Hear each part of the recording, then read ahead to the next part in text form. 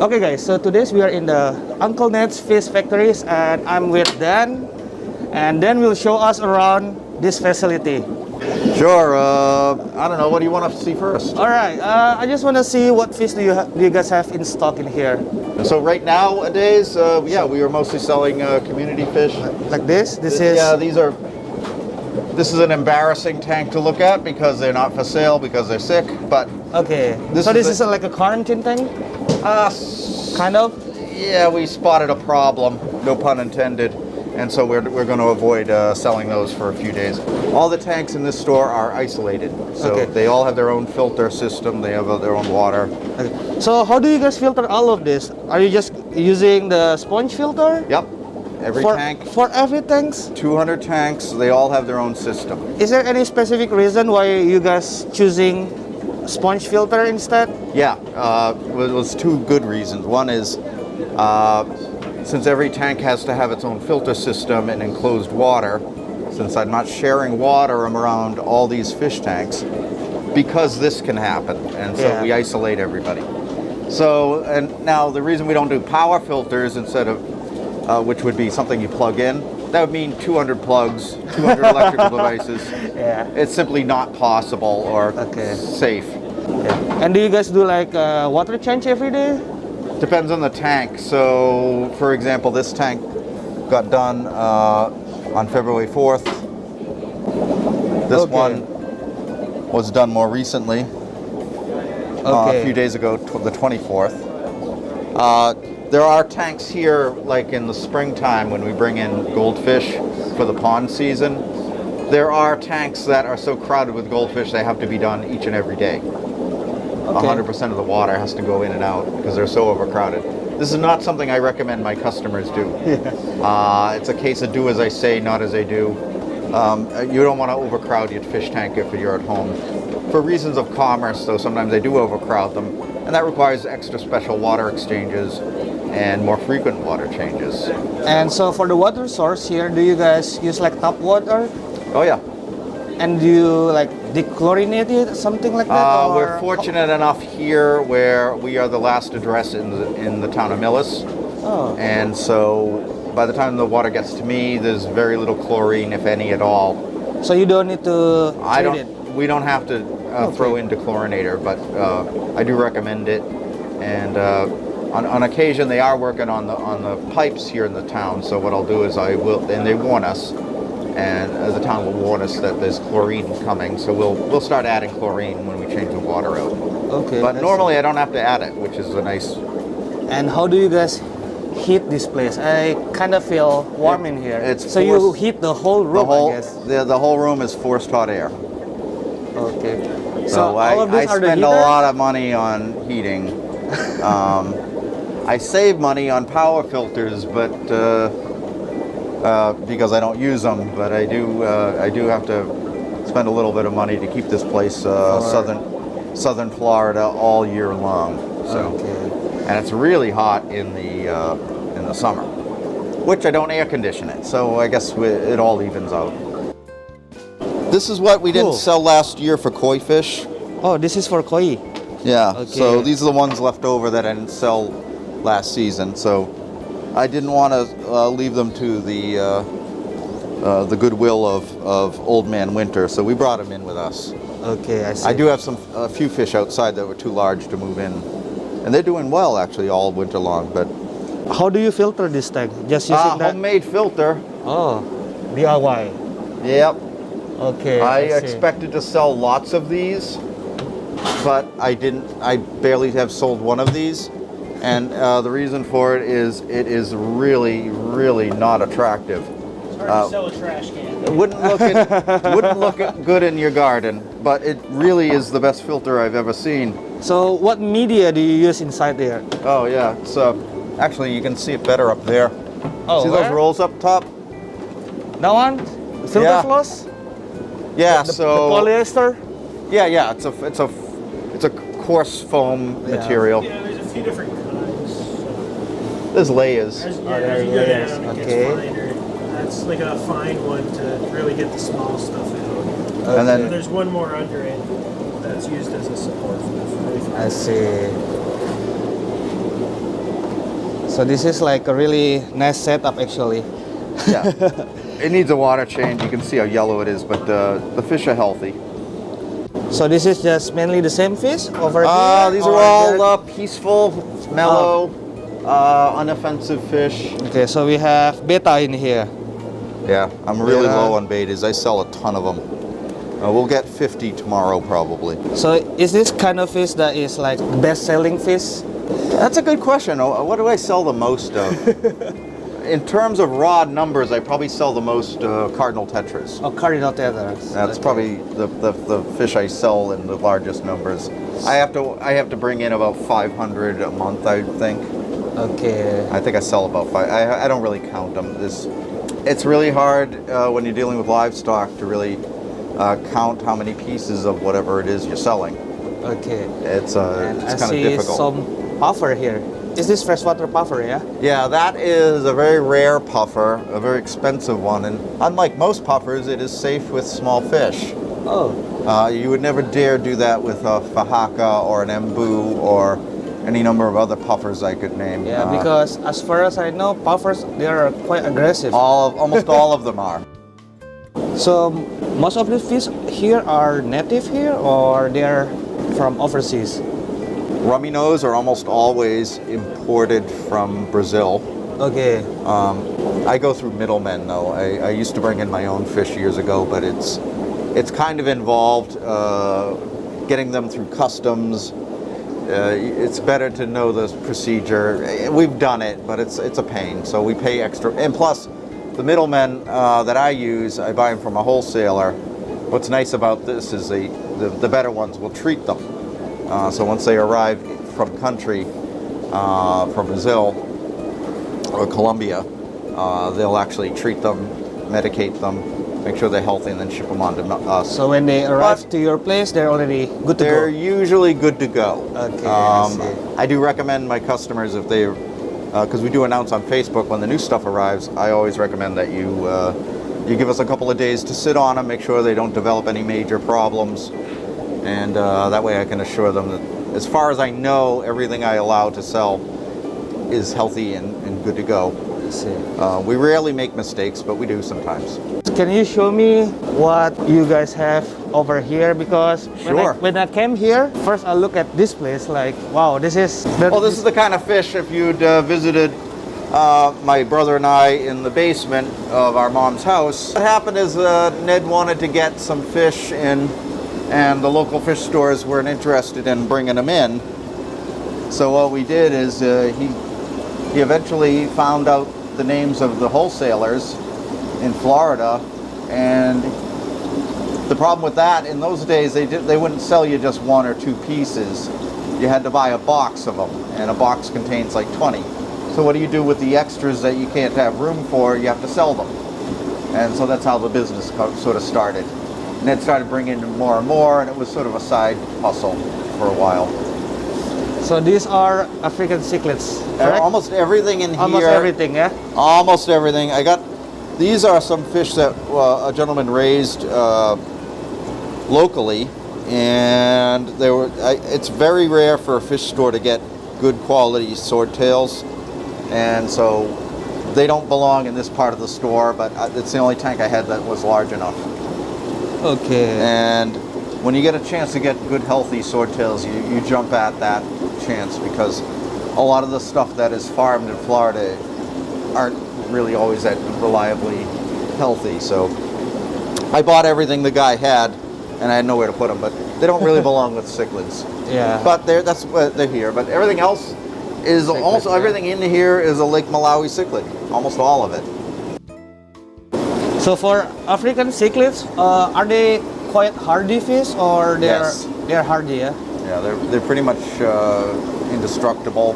The only thing that goes wrong with them is they do most of the Rift Valley cichlids require a very high pH. Yes. Over 7.8, but ideally 8.2 or so. What happens if they are being kept in lower pH? What'll happen to aquarium? them is their color will fade. Okay. They'll probably lose their appetite, and eventually they'll develop health problems, I would think. I'm not going to torture them by subjecting them to less than ideal conditions. Yeah. Some probably wouldn't have much of an issue. I wouldn't dare do that to these fish anyway. But my understanding is when the pH gets a little bit lower, they generally don't thrive. So what is the pH level?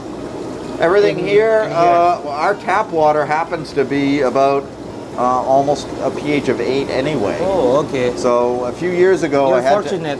You're lucky. well, that's why we picked this location, because the water's hard and alkaline anyway. But for a number of years, until recently, the pH was out of the tap about neutral, so I had to add supplements. But in recent months, I haven't had to add supplements. We do check the water on a semi-regular basis just to see how it's doing. And So do you guys use like oyster shell, something like that? Right now, I don't have to use anything. Okay. But you used to use it before. No, we actually, well, when we first started out in 1994 in this location, we were using under gravel filters, and we were using limestone and shells to keep the pH buffered. Several years after that, we switched mostly over to sponge filters because they're a lot easier to maintain. And when the water started getting acid several years ago, we had to add chemical supplements. And in very recent months, the last 8 or 10 months or so, I haven't had to add anything. So right now I'm not adding any buffers or shells to the tank at all. We're lucky that way. And you know, swordtails love it anyhow, nice and hard and alkaline. Guppies like it hard and alkaline. And obviously the Rift Valley cichlids love alkaline water as well. So Okay. they're doing great. So over here though is a couple of big Pike Cichlids. So the South American stuff is usually on this right side Okay. overall. So this South and Central. South and Central. The here. Central American fish like high pH too, but they're not as, it's not quite as important for most of them to have a very high pH as with the African cichlids. What about this? What is this? Yeah, so this is a very nice South American cichlid called a cupido, and they are a lot of fun. It's one of those. What is it called again? Biotodoma. Oh, this one. Biotodoma cupido. Cupido. Oh, all right. Not sure why they're called that. These are all severums. These are South Americans. This one is another African cichlid, but they're from West Africa, not East Africa. Huh. And they're called buffalo heads because they have a nice big hump on their head. How big they can get actually? I've seen like them this pretty one, big. I I've seen them 6 inches. Okay. Because this one is like what, 3 inch, I think. Right. And those are he about- already develops the hump. Right. I think it's mostly the males that develop it. Yeah. Right. And here, Oh, this is a The cute same. one. These are called carpintus. Carpintus. This one, yeah. Yeah, also Red known as Texas cichlids. Carpintus. Okay. There's different races of Texas cichlids. Some are blue-gray, and some are very distinctly blue or green. Let's see. And also, because they're fairly easy to breed, they've developed varieties of them too. And this one is the That is the Damoni. Damoni. That is a Wow. earth eater from South America. They want their water very warm and acid. So here's an example of what a really nice South American earth eater can look like when you take good care of it. This was raised by one of my customers. I guess I had to rehome the fish. But those aren't even as nice looking as they should be. But again, I have them in bare bottom tanks here, and they don't have as much cover as they need to have. they don't show their true colorations with Yeah, that. they need to be darkened up. I actually should put a substrate down to. The problem is keeping the tanks clean enough when you have gravel in there is tough. When you have all these many fish. What do you have here? These are dwarf pike cichlids regani or regani. Okay. Same genus, Crenocycla, different species, and this species might get maybe twice that big, but that's about it. Really big regani male might be, I don't know, 4 or 5 inches. All right. Something like that. For now, what do you guys feed them? Oh, they do fine on flake food. Okay. I rarely do live foods in there. However, there are some baby guppies in there now. They're not going to eat those big ones, though. Yeah, I think it's too big for them. Yeah. but For now, these guppies are too big for them. I don't normally encourage feeding live fish to fish. At least if the reason for it is if you don't know where those fish came from, it could be dangerous. Sure. These guys were reluctant to eat the dry food when they first came in, so we threw in some baby guppies to get them eating something. Yeah. But normally, feeder fish I don't sell here very often because I have to get reliable ones. And if you're not really sure where they came from, they are often in bad shape, diseased, and you'll make your fish sick if you feed them fish that are already sick. For the folks at home, I don't normally do live fish at all, but in certain circumstances, you kind of have to. Yeah. Okay. So I think we covered this area, right? This one we covered it. Yeah, And this is more of the same. Oh, this one. This is all more of the same. Covered almost the same, yeah. Mostly these are imbunas. Really Imbuna nice is an color. African word meaning fish that live around rocks. And again, these are mostly Lake Malawi. And this one, wow. Yeah, these are Lake Malawi. These are Lake Malawi. These are also Lake Malawi. So this would be interesting. Wow. So What's that? A moment ago, we were looking at earth eaters from South America. This is Lake Malawi's answer to an earth eater called a Fossocromus. Okay. And if you might notice, his mouth is kind of shovel-shaped like the other ones. Yeah. So they can actually go down and scrape up gravel a little bit. They're sort of a little bit shaped like the other ones. And this is the green flakes only. Oh. Yeah. I mean, like for the food. So this is important. Okay. This is a fish called a tropheus. And if you give them too much animal protein, they will die. Oh, okay. So in big friendly letters, green flake only. I do feed a little bit of shrimp and bloodworm to some of this stuff, but you can't give it to these things. They will. So they're more to like herbivore then, kind of. Well, their bodies are designed to process algae. Okay. And if you look at their mouths, you can kind of see that they're beautifully designed for nipping algae off of rocks. Their teeth and everything else. What about this catfish? This little catfish? Yeah, that is called. It's hard to know exactly what kind they are. They were sold to us as petricola. They could be lucipinus, though. I don't know for sure. They look like real petricola, though. And here are some Madagascan cichlids. They actually are for sale. I got to take that sign off. Wow, this one Maralambo. is really nice. Yeah, they normally, depending on their mood, they'll be black with blue polka dots. And I don't know, anything else? So for beginners, which one do you recommend? Which fish do you recommend If for your tank beginners? is big enough, if it's 4 feet long, you can do African cichlids easy. Just be aware that they do kill each other on occasion. Okay. Not often, but if it's properly managed, they're not likely to lose too many, but you will have 1 or 2 die a year, and you do have to crowd them. Okay. But if you don't have space for a 4-foot aquarium, a good alternative and you have zero tolerance for violence in your fish tank. My favorite beginner fish is a cherry barb, which is a very common species that they've had in the hobby for probably since the 1920s. Okay. And that's a really easy one. I sell them for $5 each. They don't technically even need a heater, though I recommend one. And they're very inexpensive, very hardy, and very undemanding in terms of water parameters and feeding and stuff like that. And that's an easy one. All right. Okay, I think that's it for our today's video. And once again, Dan, I really appreciate your time for Sure. having me here Well, as your guest. Well, I'm glad I could help. I don't know what this project's all about, but I hope it's very successful for All you. right, thank you very much. Okay, so see you guys in my next video. Bye-bye.